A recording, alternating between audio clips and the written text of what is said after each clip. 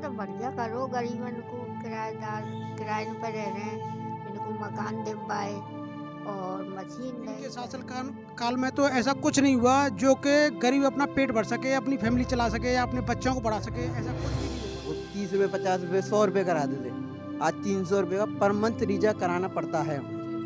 मैं टेक्निकल आदमी हूँ, मेरा बेटी का कारोबार है जो कि आज मैं दुकान बंद करके और मेरा सारा दुकान का सामान मेरे घर में पड़ा हुआ है मैं आज बेरोजगार होके बैठा हूँ। बैंक ने मुझे बिजली दर में कोई कमी नहीं है, ज़्यादा ही हो रही है और बेरोजगारी फैल ही रही है। जितना है कारोबार सब बंद हो चुके हैं। लोगों को 7,000 मिलते थे, आज वो 5,000 में करने को बुलाते हैं। आप करना तो करो, मत करो, जनता तो बहुत है आने के लिए।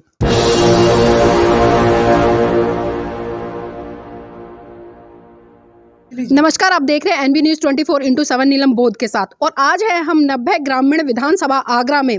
आपको पता है कि प्रथम चरण के जो चुनाव है जिसकी वोटिंग होनी है 10 फरवरी को होनी है, तो इसीलिए हम उत्तर प्रदेश के जो प्रथम चरण की सीटें हैं उन पर निकले हैं कि आम जनता इस बार क्या राय बनाकर बैठी है, इस बार किसको मुख्यमंत्री का ताज पहनाएगी, आम जनता किसके शासनकाल से खुश हुई है और किस बार इसको जिताकर भेज रही है। आपकी जानकारी के लिए ये बता दूं कि 90 ग्रामीण आगरा विधानसभा क्षेत्र से जो बहुजन समाज पार्टी की प्रत्याशी किरण केसरी जी है, इसी तरह से जो भारतीय जनता पार्टी है उसकी जो प्रत्याशी हैं पूर्व राज्यपाल बेबी रानी मौर्य जी हैं, और भी प्रत्याशी यहाँ पर उतारे गए हैं। तो अगर मैं बात करूँ यहाँ पर पद प्रतिष्ठा के अकॉर्डिंग तो बहुत तगड़ा मुकाबला हमें नजर आता है, लेकिन जब हम धरातल पर उतरते हैं तो धरातल पर आम जनता की राय कुछ और ही निकल कर आ रही है। जो बेबी रानी मौर्य है जो कि भाजपा की प्रत्याशी, वो दूर दूर तक गली मोहल्लों में कहीं नजर नहीं आ रही है, और जो लोग बता रहे हैं कि उनका व्यवहार बहुत ही रूढ़ है, कहीं ना कहीं उनको अहंकार भी है अपने पूर्व पद का, इसलिए वो आम जनता से बात नहीं करती है। तो आम जनता से ही जानना चाहेंगे। बाबूजी, आपका नाम क्या है? रामनिवास शर्मा। रामनिवास शर्मा जी, इस बार उत्तर प्रदेश में क्या बड़ा बदलाव देखना चाह रहे हैं? बदलाव क्या, हम तो यही चाह रहे हैं कि गरीबों की कोई मदद नहीं हो रही है। गरीब जनता परेशान है, कारोबार बंद हो चुके हैं, तनख्वाह बढ़ाने की तनख्वाह बढ़ी नहीं है और घट गई है। लेकिन योगी सरकार तो बड़े बड़े वादे कर रही है कि हमने बहुत रोजगार देने का काम किया है लोगों की। वादे कर रही है लेकिन वादा तो नहीं आ रहा है यहाँ तक। वादा कहाँ रह गया उनका, बताओ। बाबूजी, जिस तरह से हम देख रहे हैं मीडिया पर लगातार जो भारतीय जनता पार्टी है वो अपने बड़े बड़े जो चुनावी अभियान है उनमें बता रही है कि हमने इस उत्तर प्रदेश की जनता के लिए बहुत बड़े बड़े काम किए, जिसमें कि वो बेटी की सुरक्षा का मेन मुद्दा उन्होंने बनाया कि हमने बेटी की सुरक्षा के लिए बहुत अच्छे काम किए, और जो महंगाई दर थी उसको कम कर दिया है, इलेक्ट्रिसिटी बिल है उसको भी कम कर दिया गया है, और रोजगार के क्षेत्र में बहुत बड़ा काम किया। क्या ये सही बात है? नहीं, कोई बिजली दर में कोई कमी नहीं है, ज़्यादा ही हो रही है और बेरोजगारी फैल ही रही है। जितना है कारोबार सब बंद हो चुके हैं। लोगों को 7,000 मिलते थे, आज वो 5,000 में करने को बुलाते हैं। आप करना तो करो, मत करो, जनता तो बहुत है आने के लिए। तो इसी कड़ी में हमारे साथ में और भी लोग हैं। तो बाबूजी, आपका नाम क्या है? नरेंद्र बोध। नरेंद्र बोध जी, अभी बाबूजी ने जिस तरह से कहा, क्या आप इनकी बात से सहमत हैं? सहमत हैं जी, सहमत हैं। ज़्यादातर बीजेपी के शासनकाल में हम देख रहे हैं कि घोषणाएं तो बहुत होती हैं, नई नई योजनाएं घोषित की जाती हैं, लेकिन ज़मीनी स्तर पर कोई भी कार्य नहीं हो रहा है। अब ये कहते हैं हमने सिलेंडर दिए, अब सिलेंडर की बात आती है तो कब कब हमने 900 950 रुपये में सिलेंडर ख़रीदा। आज जितने भी सिलेंडर हैं खाली पड़े हुए हैं, लोग भरवा नहीं पा रहे हैं क्योंकि कारोबार नहीं है। और कोई भी सरकारी सब्सिडी जो मिल रही है वो एक लालच के रूप में, जैसे कि राशन मिल रहा है जी फ्री में, राशन के मिल तो रहा है लेकिन मार्च तक है ना। चुनाव में ये चुनाव की वजह से एक लॉलीपॉप दे दिया पब्लिक को, हैं। हम लोग समझ रहे हैं कि राशन मिल गया, लेकिन राशन के साथ साथ बच्चों की शिक्षा चाहिए, हैं। बच्चों की शिक्षा का स्तर बिल्कुल ख़राब हो गया है।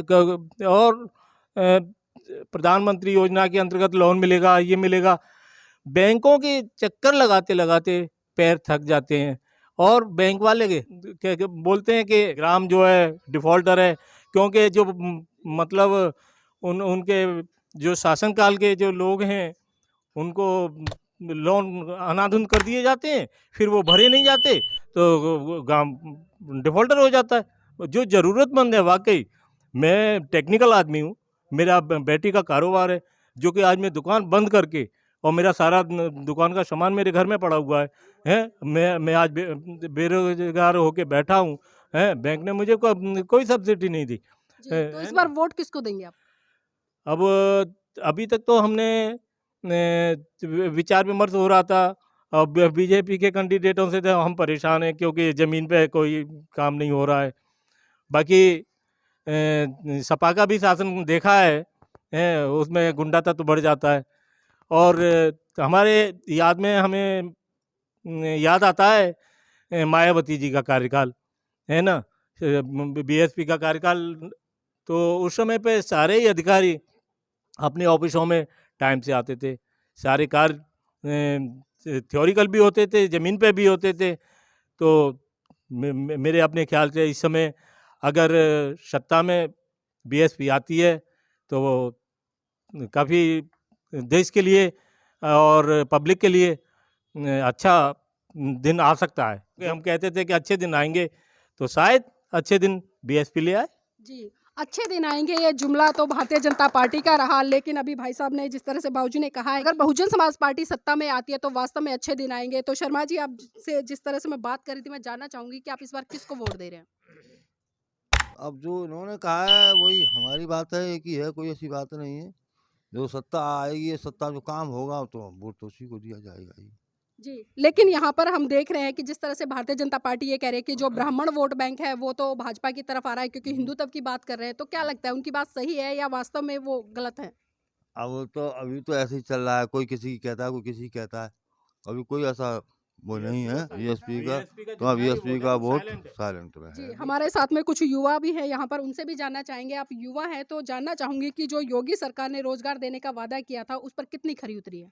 1% नहीं जी। मैं एक कंपनी में मैनेजर हूँ। मैं देखा हूँ पहले जो मेरे यहाँ काम करते थे वो 300-400 आदमी काम करते थे और 150 आदमी काम करता है। मैं पूरे कंपनी का ऑफिस का और अकेले देखता हूँ, क्योंकि मालिक के पास इतनी इनकम नहीं है, पहले नंबर ऑर्डर ही नहीं है हमारे पास। तो उसकी वजह से बेरोज़गारी बहुत ज़्यादा हो गई है। जो रेट हम उनको देते 60 रुपये किसी चीज़ को, प्रोडक्ट को बनाने के लिए, आए हम उनसे 25-30 रुपये में दे रहे हैं, यानी आधा हो गई है इनकम। और महंगाई आप देख रहे हो डबल। जो हम रिचार्ज कराते थे वो 30 रुपये, 50 रुपये, 100 रुपये कराते थे, आज 300 रुपये का पर मंथ रिचार्ज कराना पड़ता है हमें। जी, अभी योगी सरकार ने जिस तरह से अपने मैनिफेस्टो में, जो पूर्व चुनाव रहे थे, जिस तरह से मुख्यमंत्री रहे हैं, उन्होंने शिक्षा के स्तर में बहुत बड़े बड़े जो वादे किए थे, तो क्या वो वादे पूरे करे हैं? जी नहीं, बिल्कुल नहीं।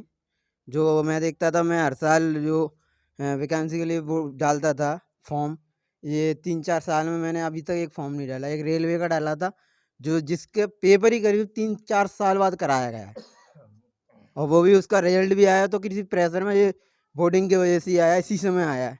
वो इसी मकसद से कि हाँ, कि हमने कुछ कराया है। तो आपके नज़रिए में ऐसी कौन सी सरकार रही है जिसने कि अपने समय में युवाओं को भरपूर रोजगार देने का काम किया? जितना मेरे को नॉलेज है उस हिसाब से तो मायावती जी ने अच्छा काम किया था, और मेरे हिसाब से वो ठीक है, क्योंकि उसी समय मैंने एक पेपर दिया था 2012 में दिल्ली, उसका पोस्ट ऑफिस का, उसका क्लियर हो गया था, लेकिन किसी वजह से वो रिजेक्ट कर दिया गया।